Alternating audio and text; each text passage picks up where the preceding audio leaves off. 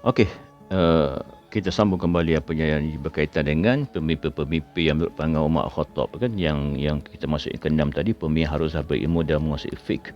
Daripada pemimpin pertama hingga ke-6 itu dinyatakan Al-Hayah Al-Ijtimaiyah fi Asr Al-Khulafaur Rasyidin halaman 167.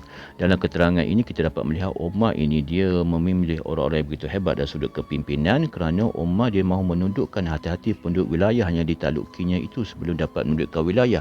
Omar ni dia tahu kalau kita nak takluk satu wilayah, kalau kita nak menguasai satu organisasi, kita perlu pada tunduk ataupun dapat menundukkan orang-orang yang bawahan dalam organisasi itu ataupun penduduk wilayah supaya kita dapat menguasai wilayah. Kerana banyak bantuan pada mereka yang memudahkan gerak kerja kita.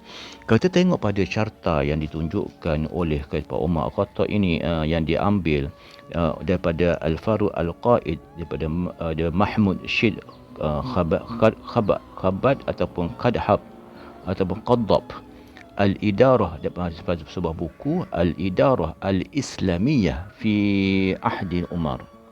Ini tulisan daripada Dr. Faruq Al-Majdalawi lah. So kita tengok kat sini, susunan yang dibuat adalah pasukan muslimin pada masa Khalifah Umar Khattab ni, panglima tertinggi Umar Khattab dia pecah pada 4 wilayah. Wilayah Iraq, wilayah Syam, wilayah Mesir dan Libya, dan juga wilayah Parsi lah. Di wilayah Iraq akan dijaga oleh panglima tertingginya, panglimanya adalah Sa'ad bin Abu Waqqas.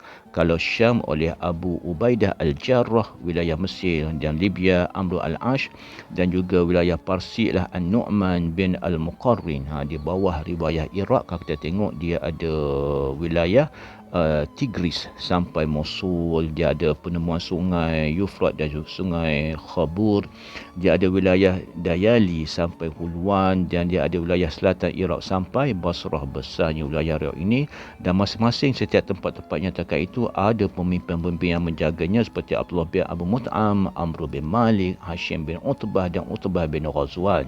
Kalau kita tengok di bawah wilayah Tigris sampai Mosul ini ada 2 wilayah Tigris dan wilayah Mosul.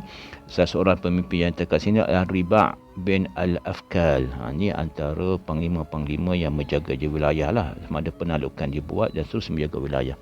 Keperincian yang lebih teliti tentang kepimpinan ni, kita ada panglima tertinggi, lepas tu panglima-panglima besar lah, macam wilayah-wilayah kan, Sa'ad tu panglima besar, Sa'ad, Ubaidah, Amru dan Nu'man, itulah panglima-panglima besar. Dan di bawah mereka adalah komander-komander ataupun orang-orang besar yang berada di hadapan. Juga dapatlah komander wilayah pertempuran lah. Kalau kita tengok di medan pertempuran, apa yang dibawa oleh Sayyidina Umar ini, dia ada medan pertempuran masing-masing, dan dia ada pasukan-pasukan berada di hadapan, dan juga dia ada wilayah-wilayah pertempuran. Sayyidina Umar ni dia susun struktur yang begitu bagus yang membuatkan peperangan dalam peperangan umat Islam menang dan terus menang.